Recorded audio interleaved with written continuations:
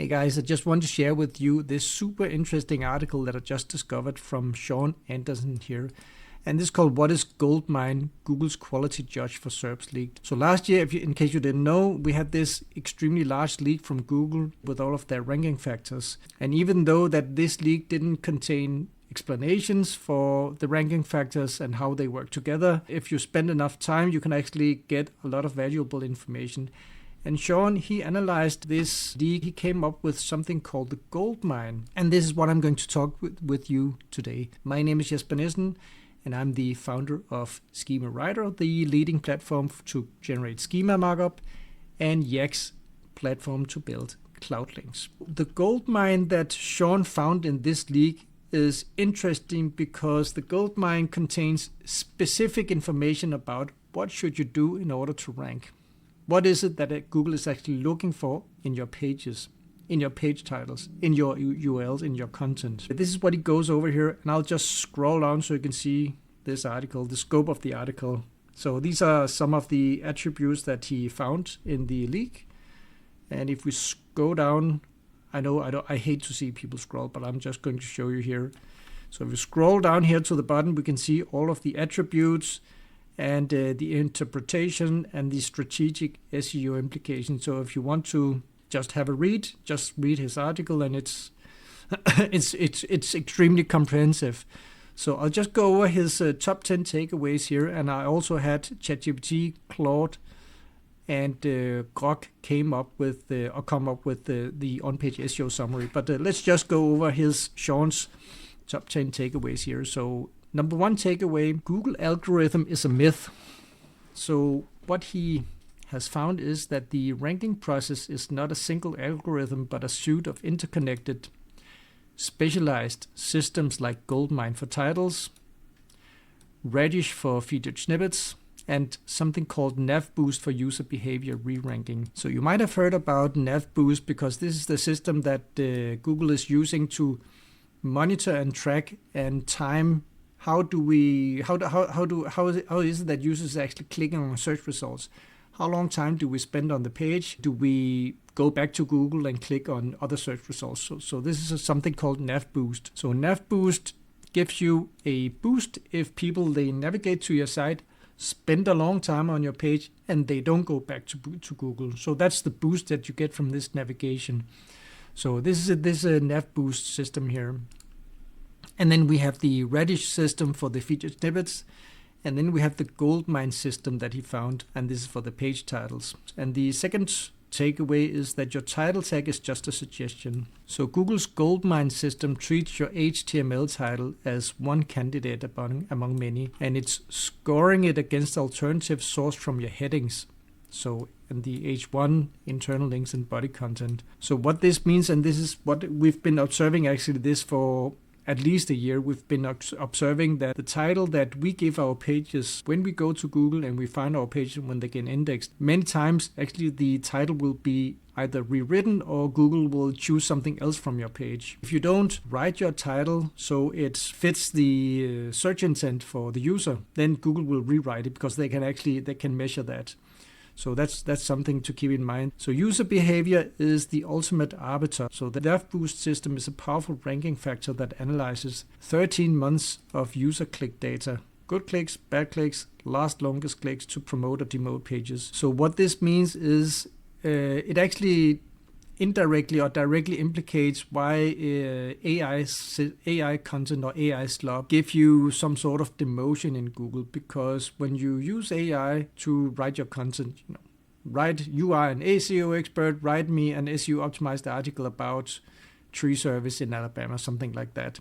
So when if you're producing articles like that, this article, if it ranks, when people actually tries to read this article, they will go straight back to Google because it's a shit article. So a poor user experience directly impacts rankings because it will not be a good click, right? Because people will click into the article and they will click right back again because it's apparent that it's an AI article. And the same thing, even if you're not using AI, if you don't have a good quality or high quality article that actually fits the search intent.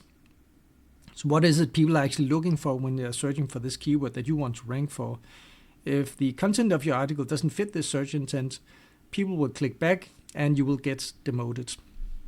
So the next step is publisher input is inherently distrusted. Google systems are designed to actively source and test alternatives for the content you provide, from titles to meta descriptions. I guess what this means is that they are constantly looking at the quality of the text that we put in our pages, and they are testing and finding alternatives for the content that we provide.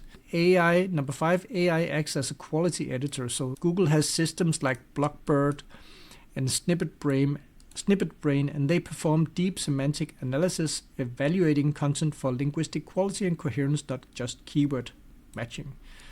A little bit difficult for me as a Danish person to read this. So they have these AI systems that are analyzing the text. So if you have a lot of entities in your text, do you also have language to define what are these entities? What do they mean? How do they connect in the language, in the text on your pages?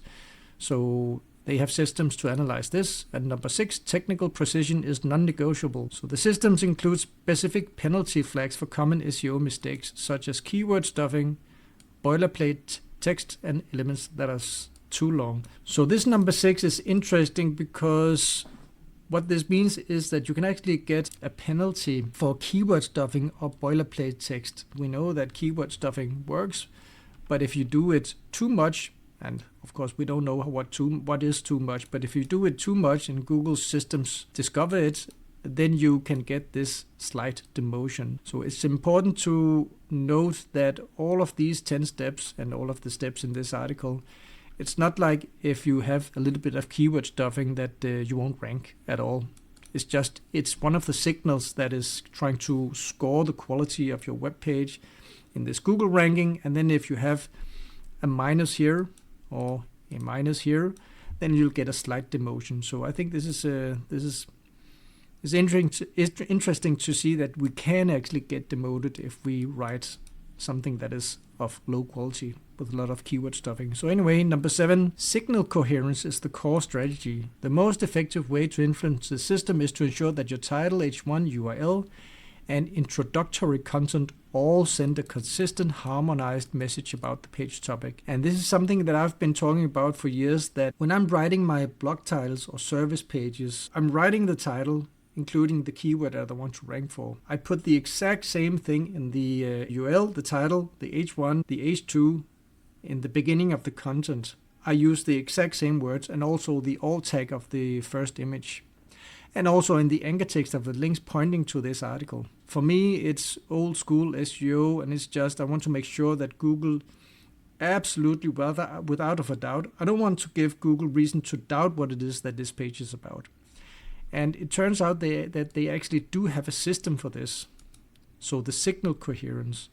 And so it's nice for me to actually see that this is actually a thing, signal coherence. So yeah, number 8, visual prominence is a measured signal. The existence of an average term weight attribute, which measures the average font size of terms, is concrete proof that making your headings and key phrases visually stand out is a quantifiable signal. What this means in layman terms is that when you have an H1 or an H2, don't have them in the same font size as your body content. If your body content has 12 pixels, then have the H1 to be 20 and the H2 to be 18, something like that. Number 9, the systems create a feedback loop. A low quality title selected by Goldmine can lead to poor user clicks, which feeds negative data into the powerful nav boost system, which can then demote your page's core ranking. So what this means for you is that if you write a bad title, if you only include the exact match keyword in the title, kind of like a low quality title. Of course, it depends on the search term, but I think that you know what I mean. If the quality of the title is low, it can lead to poor user clicks, and it will give negative feedback, and then you will see that your page is going down. So it means that take time, write high quality titles for your articles. Number 10, satisfying users is the only viable strategy. The complexity and interconnectedness of these systems makes them impossible to trick.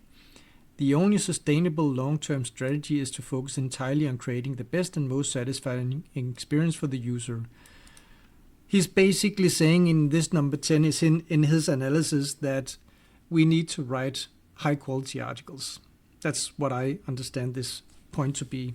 So when we're looking at this number 10, and when I'm looking at these 10 top 10 takeaways, what I'm thinking is that what is the most important thing that we need to focus on is determine what is the search intent. What is it that users are actually thinking of when they are searching for this keyword? What are they expecting, or what type of content are they expecting when they land on your page? So that's the most, when I'm talking about high quality articles, I'm talking about high quality articles when compared to the user's search intent, right?